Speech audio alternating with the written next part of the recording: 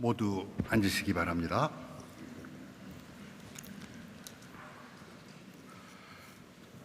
부활하신 주님의 은총과 평화가 우리에게 가득하기를 빕니다. 우리 모두가 부활을 경축하고 있을 때 대만 화련에서는 큰 지진으로 많은 사상자가 발생했습니다. 그리고 팔레스타인 가자 지구에서는 구호단체 차량이 이스라엘의 폭격을 받아 7명의 직원이 목숨을 잃기도 했습니다. 세계 곳곳에서 전쟁과 재해로 고통을 겪는 모든 사람에게 주님의 부활이 가져오는 평화가 속히 임하기를 빕니다. 국내적으로는 선거가 막바지에 이르면서 희망을 말하는 소리보다 서로 혐오하고 비난하는 소리만 크게 들려옵니다. 지금 우리에게 필요한 것은 이해관계나 이념을 쫓아 누구를 당선되게 해달라는 기도가 아니라 증오와 복수심을 넘어 따뜻한 마음으로 생명과 평화를 위해 일하는 사람, 분열이 아닌 일치를 위해 땀 흘릴 사람이 누구인지를 분별하는 지혜를 구해야 할 것입니다. 성부, 성자, 성령의 이름으로 말씀드립니다. 부활 후 첫 번째 주일에 읽는 독서와 복음은 초기 기독교 공동체가 예수의 부활을 어떻게 이해하고 있는지를 보여주고 있습니다. 요한복음은 부활이 있고 난 첫날 예수님을 따르는 사람들의 반응을 묘사합니다. 거기에는 부활하신 예수님께서 그들 가운데 나타나셨을 때 겁에 질려 혼란에 빠진 제자들이 있습니다. 제자들은 예수님을 죽인 로마와 종교 당국이 자신들을 예수님과 관련이 있다는 이유로 잡아 죽일지 모른다는 생각에 두려워하며 문을 닫고 숨어 있었습니다. 부활하신 예수님이 닫힌 문을 지나 그들 가운데 나타나셨지만 의심과 두려움은 가실 줄 모릅니다. 예수님께서 손과 옆구리에 난 상처를 보여주시고 나서야 제자들은 예수님이 다시 살아나셨다는 것을 사실로 받아들이게 됩니다. 그런데 그렇지 않은 사람도 있었습니다. 토마입니다. 부활절 저녁 예수님이 제자들을 찾아오셨을 때 어떤 이유에서였는지 토마는 그 자리에 없었습니다. 다른 제자들이 주님을 보았다고 말하지만 이성적으로 부활을 받아들일 수 없었던 토마는 나는 내 눈으로 그분 손에 있는 못자국을 보고 내 손가락을 그분의 옆구리에 넣어보지 않고는 결코 믿지 못하겠다고 믿기를 거부했습니다. 이 말 때문에 토마는 지금껏 의심 많은 토마라는 불명예스러운 이름으로 불리고 있습니다. 여드레 뒤 부활하신 예수님의 제자들에게 다시 나타나셨는데 이번에는 토마도 함께 있었습니다. 예수님께서 그에게 내 손가락을 내 옆구리에 넣어 보아라 말씀합니다. 그러자 토마는 나의 주님, 나의 하나님이라고 대답합니다. 만약 우리가 토마처럼 믿음을 경험적인 것에서 찾는다면 의심과 동행하게 될 것입니다. 보는 것이 믿음에 대한 보증이라면 우리의 믿음은 쉽게 흔들리게 되고 성사가 누구인지 밝히고 있지 않은 의심하는 토마의 쌍둥이 형제가 바로 우리를 두고 한 말씀인지 모릅니다. 이것이 오늘 이야기를 토마의 의심의 주제를 두고 읽을 때 복음이 우리에게 주는 교훈이라면 교훈입니다. 지금껏 우리는 토마의 이야기를 읽을 때마다 믿음과 의심, 증거와 신뢰 관계에 대해 말해왔습니다. 그렇지만 토마의 이야기는 의심과 믿음이라는 하나의 주제에 모두 담을 수 있을 만큼 단순하지 않습니다.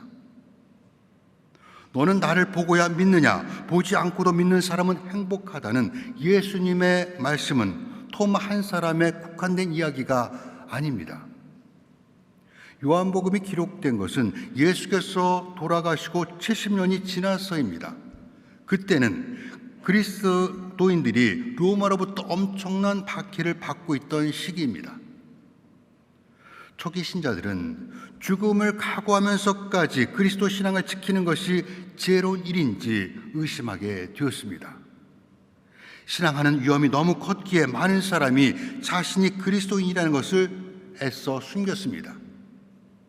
따라서 보지 않고도 믿는 사람은 행복하다는 말씀은 부활에 대한 구체적인 증거가 없는 상황에서 부활의 기쁨과 환희 그리고 혼란과 의심이 뒤섞여 있는 초기 신앙 공동체 신자들에게 눈에 보이는 증거보다 그리스도에 대한 믿음과 소망을 붙잡으라는 촉구입니다. 그렇게 생각의 방향을 바꾸어 보면 정작 문제는 토마가 아닐지 모릅니다. 더 큰 문제는 다른 제자들의 믿음입니다. 그들은 부활하신 예수님을 눈으로 보았습니다. 그들은 부활하신 예수님께서 주시는 평화를 받았고 세상에서 그분의 일을 계속하도록 보냄을 받으면서 누구의 죄든지 용서하면 용서받는 권능도 함께 받았습니다. 그러나 그런 일이 있은 지 일주일이 지났지만 그들은 여전히 잠긴 문 뒤에 웅크리고 숨어 있습니다. 제자들은 부활하신 예수님을 보았지만 스스로 어둠 속에 가두고 믿지 않는 사람처럼 행동했습니다. 토마에게 예수님의 부활을 이해시킬 만큼 믿음과 확신이 충분하지 않았던 다른 제자들은 자신들의 부족한 믿음을 인정하기보다는 그날 자리에 없었던 토마를 의심 많은 사람으로 몰아가는 것이 더 쉬웠을 것입니다. 다른 제자들이 토마에게 우리가 주님을 보았다고 말했을 때 간절히 부활을 믿고 싶었던 토마는 결코 예수님을 의심한 적이 없었습니다. 그가 의심한 것은 다른 사도들입니다. 토마는 믿고 싶었지만 그들의 행동이 믿지 못하게 했습니다. 토마가 문제가 아니었습니다. 그래서 오늘 이야기의 핵심은 토마의 의심에 관한 것이 아니라 부활의 증인인 교회의 진정성에 관한 이야기이기도 합니다. 교회가 세상에 대해 그리스도 부활의 증표가 되고 있느냐 하는 것입니다. 교회는 십자가에 못 박히고 부활하신 그리스도를 따르는 자들이 모여 함께 모험에 참여하는 그리스도의 몸입니다. 예수께서는 당신의 이름으로 모인 사람들에게 성령을 풀어 넣어주시며 내 아버지께서 나를 보내주신 것 같이 나도 너희를 보낸다고 사명을 주셨습니다. 그렇게 해서 교회가 생겨났습니다. 그러므로 교회는 그리스도의 용서와 사랑, 평화를 선포하고 행동하는 것으로 세상에서 부활의 첫 번째 증표가 되어야 합니다. 이제 부활을 경험한 제자들은 이제부터 페이지를 넘겨 새로운 장을 써 내려가야 합니다. 새로운 시작은 나의 주님, 나의 하나님이라는 토마의 고백에서 출발해야 합니다. 아시시의 성프란시스코 성인이 몇 날 며칠을 밤새워 묵상했다고 전해지는 토마의 이 고백은 당신은 살아계신 하나님의 아들 그리스도이십니다라는 베드로의 고백과 함께 기독교에서 가장 완벽한 신앙 고백으로 전해지고 있습니다. 다른 제자들은 토마에게 우리는 주님을 보았다고 말했습니다. 이는 믿음이라기보다는 산을 보고 산이라 하고 물을 보고 물이라고 말하는 것처럼 사실에 대한 일반적인 진술입니다. 종교개혁의 마틴 루터는 믿음은 단순히 어떤 것이 사실이라고 인정하는 것 그 이상입니다. 믿음은 그것에 의지하여 행동할 결심이 되어 있는 것입니다라고 말하고 있습니다. 나의 주님, 나의 하나님이라는 토마의 고백은 단순히 사실에 대한 진술이 아니라 거기에는 그의 전부를 걸고 증언할 수 있을 만큼의 확신과 신뢰가 짙게 배어 있습니다. 우리가 예배마다 신앙을 고백하는 사도신경이나 니케아 신경의 첫 번째 단어는 나는 믿나이다 하는 것입니다. 이는 라틴어 크레도를 믿음으로 번역한 것입니다. 번역되기 전 라틴어 크레도의 원래 의미는 내 마음을 바친다 혹은 자기의 심장을 내어준다라는 뜻으로 우리의 지성, 감정, 의지보다 더 크고 우리의 머리나 그 어떤 생각보다 더 깊습니다. 니케아 신경이나 사도신경에서 믿는다는 것은 신경에 나타난 일련의 진술이나 명제를 믿는 것을 의미하지 않습니다. 신경에서 믿음의 대상은 신학적으로 잘 정리된 진술이 아니라 하느님과 본질에서 하나이신 그리스도 예수입니다. 그래서 믿음은 하느님이신 그리스도 예수께 우리의 마음을 드리는 것입니다. 이에 대해 바울로는 갈라디아서 3장에서 이제는 내가 사는 것이 아니라 그리스도가 내 안에 사시는 것입니다라고 말합니다. 그러므로 토마가 나의 주님, 나의 하나님이라고 말할 때 그것은 내 마음 전부를 주님께 바칩니다 라고 말하는 것과 같습니다. 이것이 믿음의 정의이며 기독교 신앙의 핵심입니다. 그래도 여전히 문제는 남습니다. 예수님의 제자들은 어쨌든 예수님을 직접 보고 만지고 말씀을 들었지만 승천 이후 예수님을 알게 된 사람들은 그러지 못할 것입니다. 새로 페인트를 칠한 의자에 칠주의라고 쓰여 있어도 기필코 손가락으로 확인해야 직성이 풀리는 우리는 증거를 원합니다. 예수님 시대의 사람들이 당신이 하나님의 아들이라면 그 표징을 보여달라고 계속해서 요구했던 것처럼 우리도 하나님이 실제로 존재한다는 것을 기적을 통해 증명해 주기를 바랍니다. 하지만 십자가에 달리신 예수님은 사람들이 내가 정말 하나님의 아들이거든 어서 십자가에서 내려보라고 모욕할 때도 반응하지 않으셨습니다. 증거만 찾는 사람은 결코 믿음이 수반되는 신앙의 도약을 시도하지 않는다는 것을 알고 계셨기 때문입니다. 그런 이들에게 예수님은 이 세대가 기적을 구하지만 요나의 기적밖에는 보여줄 것이 없다고 말씀하셨습니다. 요나의 기적이란 요나가 사흘 낮과 밤을 큰 물고기 뱃속에 있다가 살아난 일을 가리키는 것으로 당신의 죽음과 부활을 암시하신 것입니다. 그러면 우리는 보지 않고는 믿을 수 없는 것입니까? 어떤 사람은 성서의 증언을 듣는 것으로 충분하지만 다른 사람은 더 개인적이고 직접적인 증거를 요구합니다. 그렇다면 사랑이나 우정, 희망은 무엇입니까? 그것들은 증명해 보일 수 없지만 존재하는 것처럼 믿음은 사랑, 희망, 자비와 마찬가지로 실험실에서 증명할 수 있는 것이 아닙니다. 만일 부활을 인간의 오감으로 증명할 수 있는 것이라면 도대체 우리에게 믿음이 필요할 이유가 무엇이겠습니까?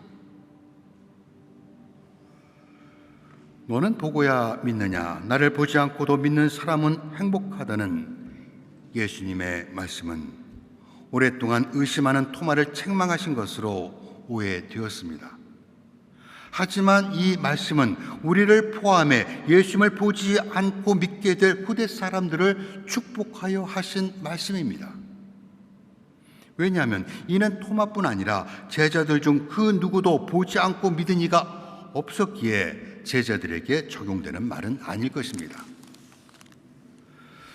초대 교회 교부 요한 크리소스톰은 만일 누가 그리스도의 기적을 보았다고 자랑하거든 보지 않고도 믿는 자가 복이 있다고 하신 예수의 말씀을 기억하게 하라고 말했다고 합니다.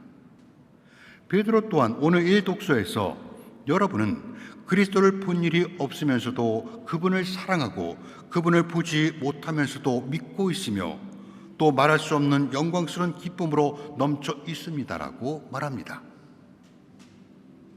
그렇다고 맹목적으로 믿으라는 것이 아닙니다. 하나님의 우리 각자의 경험은 증명할 수 없지만 예수께서 부활하셨다고 믿는 사람은 그분이 살아 계신 것처럼 행동할 것입니다. 부활을 믿는 사람들의 행동에 대해서 오늘 일독서 사도행전이 말해주고 있습니다.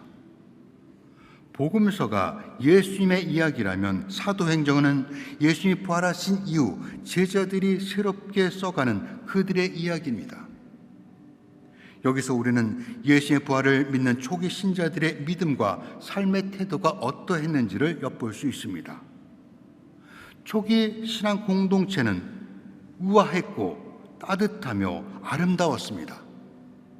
사도행전을 보면 그 많은 사람이 다 한마음 한뜻이 되어 아무도 자기 소유를 자기 것이라 하지 않고 모든 것을 공동으로 사용하였고, 사도들은 놀라운 기적을 나타내며 주 예수의 부활을 증언하였고, 신자들은 날마다 기쁨과 순전한 마음으로 하나님을 찬양했습니다라고 말하고 있습니다.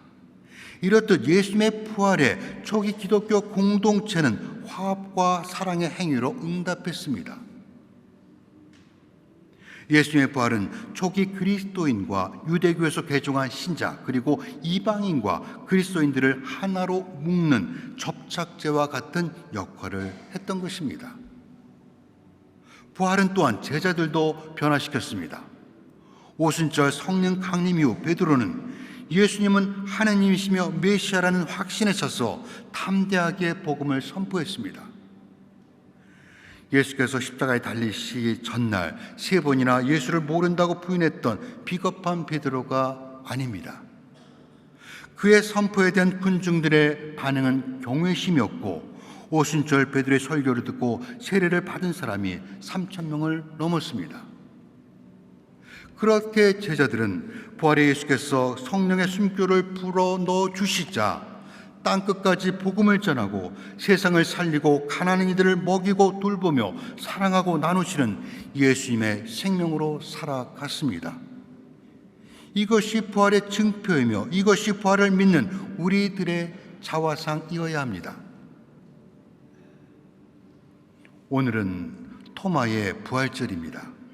그의 부활절은 다른 제자들보다 일주일 늦었지만 역사가 유세비우스와 신약 외경인 토마 행전에 따르면 토마는 사도들 가운데 가장 멀리 인도까지 가서 복음을 전하다 순교했다고 전해지고 있습니다. 이것이 예수님의 부활이 우리 안에 작동하는 방식입니다. 성령 강림절기까지 이어지는 기쁨의 50일 부활절기 동안 여러분 각자가 부활하신 그리스도 예수를 새로운 방식으로 만날 수 있기를 바랍니다. 주님께서 부활의 믿음을 더 굳게 붙잡을 수 있도록 함께 하시며 도와주실 것입니다.